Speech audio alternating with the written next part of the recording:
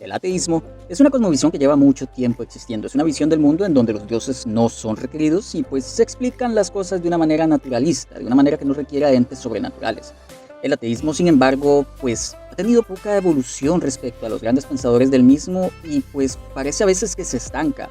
Incluso me duele ver cómo los argumentos que se suelen usar en redes sociales y diferentes páginas son básicamente los mismos argumentos que ya han sido contestados por el cristianismo.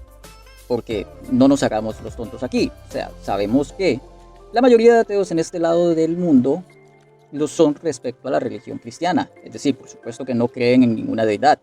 Pero cuando refutamos a un Dios, generalmente vamos a refutar a ese Dios que tenemos pues en esta zona, al Dios relevante de esta zona, y ese es el cristianismo. Si, por ejemplo, el Dios relevante de esta zona fuera Alá, pues estaríamos refutando a Alá. Pero lo que tenemos es el cristiano y por eso estamos hablando del cristianismo. El cristianismo ya ha refutado muchísimos de los argumentos, entre comillas, que exponen muchos ateos, y quiero que eso quede claro.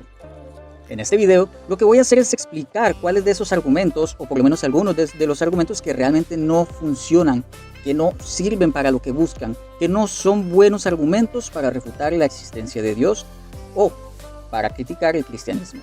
Argumentos que definitivamente no deberías usar si tratas de demostrar que Dios no existe o de defender tu escepticismo. Vamos a ver, entonces, las críticas de un ateo normal a los malos argumentos ateos. Veamos.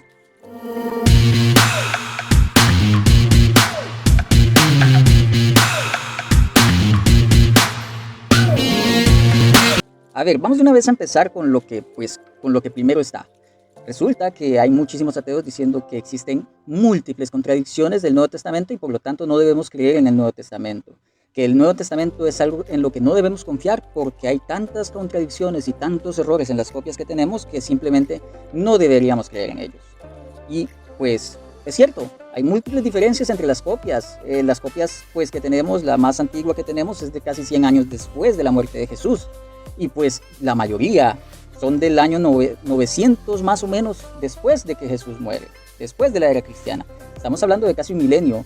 Sin embargo, estas diferencias, estas enormes diferencias que hablan, de hecho Bart Ehrman lo dice de la siguiente manera, dice Bart Ehrman en su libro Jesús no dice eso, hay tantas diferencias entre los diferentes manuscritos que hay más diferencias que palabras en todo el Nuevo Testamento. Así lo dice Bart Ehrman. Sin embargo, lo que no han visto la mayoría o no han seguido leyendo de Bart Ehrman, porque parece ser que lo citan a medias, no lo citan como deben citarlo, no ven qué más dice Bart Ehrman. Resulta que no es cierto, estas diferencias no son relevantes, es verdad que existen. Es decir, cuando yo copio a mano un texto, no voy a arrancar una hoja entera solo porque me equivoqué en una palabra. Más aún si la palabra no es algo relevante, no voy a hacerlo. Entonces, pues lo que hay son errores generalmente con alguna palabra, con algún signo de puntuación, con alguna forma de escritura retórica, pero no hay detalles importantes que sean relevantes para poder decir que la doctrina cristiana es falsa o que se contradiga. A ver, no estoy diciendo que no podamos criticar la Biblia y no podamos decir que en efecto hay algunos problemas con ella, porque yo soy de los que defiendo que en efecto sí existen algunos problemas. Pero tanto como decir que no es confiable, que no, que es que se contradice a cada rato, que no, que es que hay muchísimas diferencias, eso no lo puede decir nadie de forma racional. Ni Bart Ehrman, ni Mackie, ni nadie que pues haga un análisis sobre el Nuevo Testamento puede decirte que el Nuevo Testamento es un conjunto de contradicciones como muchos parecen pensar. No es cierto. Añadido a lo mismo, hay otro argumento que suelen decir y que pues sinceramente hay gente muy, ¿cómo decirlo?, muy inteligente que cree estas cosas, gente muy preparada. Es un poco incómodo de ver, de hecho. La afirmación es: Jesús no existió. A ver, compañeros y amigos ateos, una cosa es decir que Jesús no era el Cristo, que Jesús no hacía milagros, que Jesús no resucitó. Una cosa es decir que Jesús era simplemente un hombre sabio, pero otra muy distinta es decir que Jesús no existió del todo. Esa afirmación es una afirmación muy difícil de sostener basados en la evidencia que tenemos. Y ojo, yo no estoy diciendo que los evangelios describan la historia tal como pasó al pie de la letra, no. Pero es muy difícil y sumamente difícil explicar la historia tal como sucedió si la figura de Jesús hubiera sido inventada desde el inicio. Es muy improbable, muy difícil que personas como Pablo, por ejemplo, hayan escrito sus cartas basados en algo que no existió, que no es más que un cuento, que no es más de un rumor. Es muy difícil pensar que la figura de Jesús no existiera cuando tenemos relatos de historiadores como Flavio Josefo. Es muy difícil que Jesús no existiera si tenemos relatos de gente completamente ajena a Jesús, como Mara Bar Serafion, quien dijo que Jesús era una persona sabia al igual que Sócrates. Es decir, no está diciendo que Jesús sea un tipo milagroso, no está diciendo que hacía milagros, no está diciendo que revivía gente. Lo que sí está diciendo es que Jesús era una persona sabia, una persona culta, una persona inteligente. Eso es lo que está diciendo Mara Bar Serafion. Y lo compara con Sócrates. Es decir, imagínate comparar a alguien con Sócrates como debe de ser. Entonces, es muy difícil pensar que la figura de Jesús no existiera si tenemos tantos relatos de personas diferentes que hablan sobre un tipo que se llamaba Jesús que vivía en el siglo I. Es importante entender que la historia se explica de una mucho mejor manera pensando en que en efecto existe la figura de Jesús. Ahora, si no existe la figura de Jesús, ¿cómo explicamos todos los sucesos? ¿Quién se lo inventó? ¿Cómo hizo para convencer a la gente? ¿Se pusieron de acuerdo? ¿Qué fue lo que pasó? No se consigue explicar de esa manera. No creo que calce de ninguna forma esta idea de que Jesús no existió y no creo que pueda sustentarse dada la evidencia que tenemos. También debemos recordar que el cristianismo muchas veces se basa en cuál es la mejor explicación para algo. Es decir, el cristianismo no siempre te va a dar respuestas certeras de algo. Por ejemplo, en el tema del inicio del universo. El cristianismo realmente no te dice ni te afirma de forma categórica y 100% real, no fake, que el universo fue creado por Dios, sino que lo que realmente hace es decir que la mejor explicación para el origen del universo, la mejor explicación para el por qué existen las cosas, está en el cristianismo. Esto es muy diferente y hay que entenderlo. No es que nos afirmen que Dios creó el universo con los argumentos que tienen, sino que los argumentos los usan para decirnos que lo más racional y lo que mejor se adapta a la evidencia que tenemos es esa explicación. De la misma manera con Jesús, no nos están diciendo categóricamente Jesús existió, Jesús hizo milagros, Jesús murió en la cruz, Jesús resucitó, se le apareció a los discípulos, etcétera, etcétera, etcétera. Nos están diciendo que esa es la mejor explicación para lo que sucedió y cómo aconteció la historia. Nos están diciendo que es la explicación más razonable sobre el tema, no que en efecto haya pasado. Hay que entender esas pequeñas y sutiles diferencias. Ahora, por supuesto, si es lo más racional creer que Jesús hizo todas estas cosas, pues estaría un poco difícil no creer en el cristianismo como algo verdadero. Sin embargo, debemos entender esto. No debemos verlo como una afirmación categórica, sino como la mejor explicación posible que tienen las cosas. Y pues para mí, la mejor explicación posible es que Jesús era un ser humano que existió en el siglo I, que era muy sabio. Me parece la mejor explicación posible. Si alguien quiere debatir o hablar sobre si Jesús será en efecto el Mesías, y todo eso ya sería otra historia. Pero lo que quiero que vean, amigos, compañeros ateos, es que argumentar, decir que Jesús no existió, que fue todo un invento, es algo sumamente difícil de sostener. Y yo, sinceramente, les diría que no hagan esto, no argumenten eso. ¿Cuál sería otra objeción? Pues otra objeción sería que Dios en sí mismo se envía a sí mismo para salvarnos de lo que Él mismo nos iba a hacer si no se enviaba a sí mismo. Esta, por supuesto, es una manera que trata de ridiculizar la venida de Jesús, la venida de un Mesías que trata de salvarnos del castigo que merece la humanidad en el cristianismo. Es una manera burlona de decir que no tiene sentido, que no tiene sentido la resurrección de Jesús. Es una manera, tirando hacia la sátira, esta idea de que Jesús haya venido por el perdón de nuestros pecados. Sin embargo, ¿qué tan así es? ¿Qué tan real es esta crítica? Pues lamento decirles que no mucho, porque no funciona así.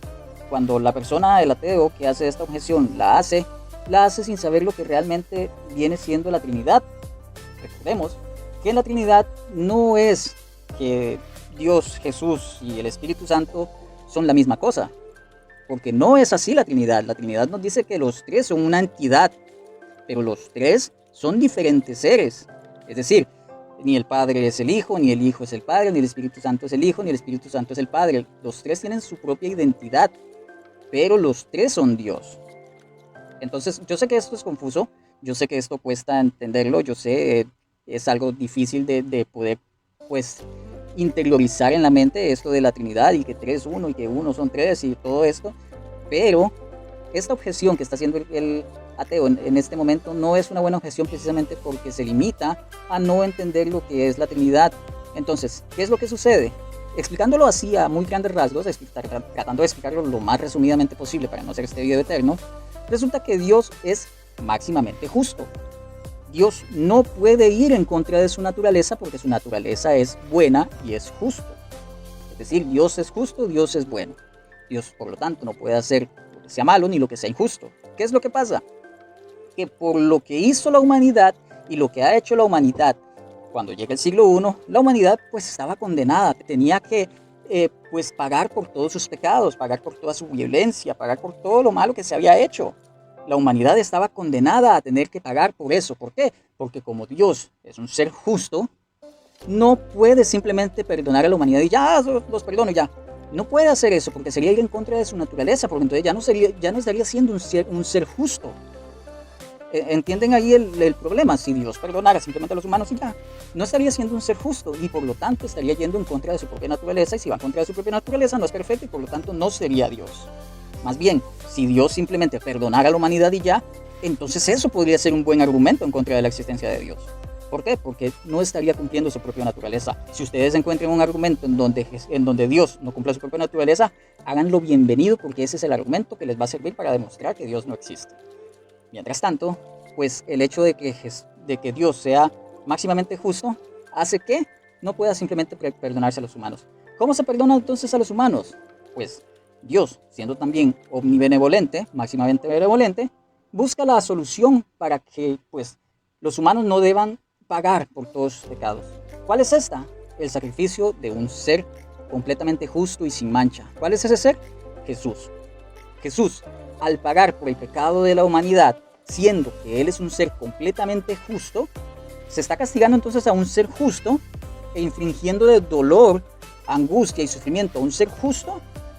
Como este ser es justo y se le infringe todo eso, entonces Él, con su sufrimiento, porque Él es, recordemos que Él es Dios también, entonces con su sufrimiento como ser divino que es, ya que es justo y perfecto, paga por el pecado de toda la humanidad. Solo el pago de un ser completamente justo como lo es Jesús podía redimir los pecados de la humanidad.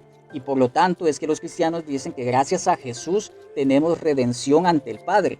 ¿Por qué? Porque Jesús se sacrificó para que nosotros pudiéramos acceder a la voluntad de Dios, a estar cara a cara con Dios, al cielo, al paraíso. Sin Jesús no hubiéramos podido tener ese acceso.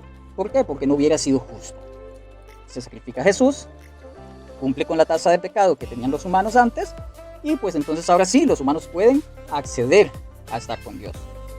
Por eso es que en el cristianismo Jesús es la figura más importante, porque pues fue Jesús el que le garantizó a los humanos que pues tenían salvación. Por eso es que Dios nos envía a sí mismo para librarse de sí mismo, de lo que Él mismo nos iba a hacer. Y por eso es que Dios no puede simplemente perdonar a la humanidad, como dicen muchos. Pero es que si es omnipotente, debería poder perdonar a los humanos. Y no es cierto. Eso es no entender ni lo que dice el cristianismo, ni lo que dice la teología, ni entender la naturaleza de Dios. Por favor, tomen un libro de teología, aunque sea de los malitos, y léanlo antes de hacer este tipo de objeciones, porque simplemente se ven mal. No lo hagan. Y se los digo, no como tratando de ser pedantes, sino que se los digo porque pues así los están viendo los apologistas con los que ustedes debaten. Y la idea no es esa. Yo no quiero ver que el ateísmo se congele en el 2005, donde el ateísmo eran solo memes. Quiero ver al ateísmo avanzar, quiero ver al ateísmo construir argumentos, quiero ver al ateísmo pues enfocarse y tener pues buenos argumentos, buen enfoque, buenas maneras para hacer objeciones. No este tipo de cosas, este tipo de memes que la verdad no ayudan para nada. Wow, y estos son apenas un par de argumentos malos, pero bueno, sigamos. Hay otro argumento muy malo que voy a tocar así por encima porque no merece ni la pena pasarme mucho tiempo aquí, que dice que ¿por qué decimos que el diablo es malo? Si el diablo castiga a los malos en el infierno, no, entonces diríamos que el diablo es bueno. Y esto es, al igual que en el punto anterior, un desconocimiento total de lo que dice el cristianismo y la teología. Es un desconocimiento total. No, señores, Satanás, el diablo del cristianismo, no es un ser que reina en el infierno ni que disponga de los castigos para las almas que llegan al infierno, no es un rey, no es un semidios, no es una figura respetada, no impone castigos a nadie ni está castigando a nadie. Satanás es una de las figuras que será castigada en el infierno junto con los pecadores. Es decir, Satanás no es nadie que vaya a imponer nada, Satanás va a estar ahí igual que pues, los pecadores, los ateos, todos esos. Todos nosotros vamos a estar ahí y pues a la par vamos a tener a Satanás igual sufriéndose y quemándose el trasero igual que nosotros. Entonces, pues no es así. Definitivamente Satanás no es un rey ni emperador del infierno, así que no podemos decir que es el bueno porque castiga al mal, sino que pues en realidad por ser malo va a estar en el infierno sufriendo igual que nosotros. En el siguiente punto podemos ver algo que dice mucha gente y que pues es un tema donde se puede generar bastante debate. ¿Hay libre albedrío en el cielo? Piénsenlo por un momento, es una pregunta bastante válida.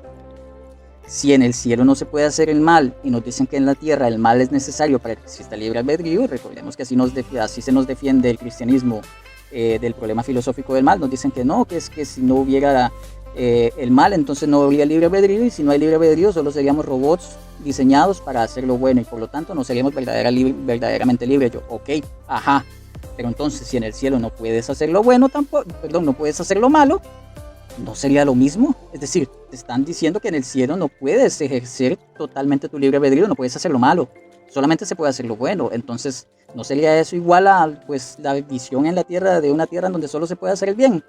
Y la respuesta teológica es que no. La verdad es que no. Resulta que en el cristianismo las personas en el cielo no es que no puedan hacer el mal, es que no van a querer hacer el mal.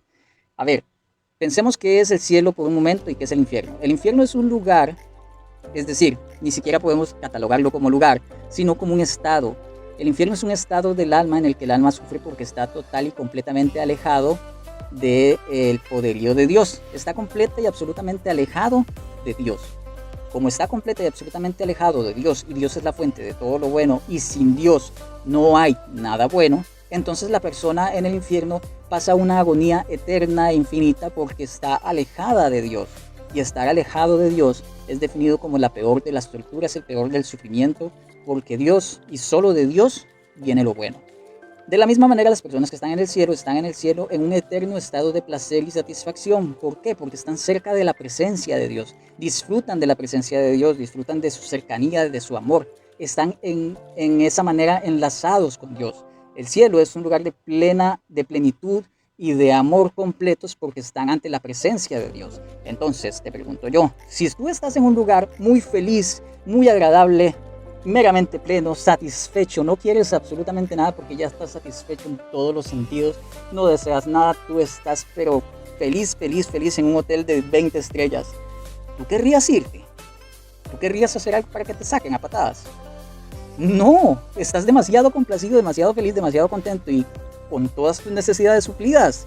¿Para qué quisieras hacer algo en donde ese algo haga que te saquen de ahí eternamente? No lo vas a hacer.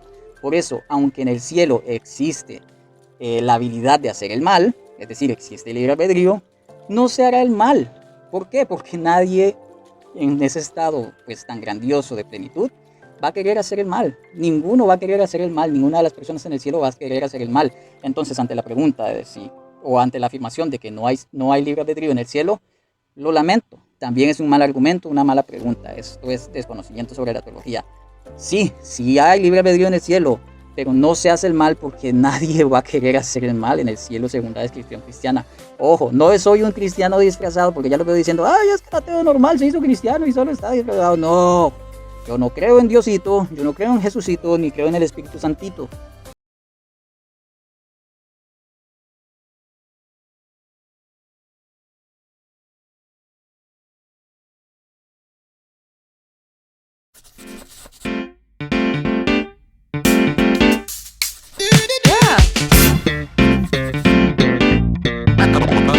Yeah.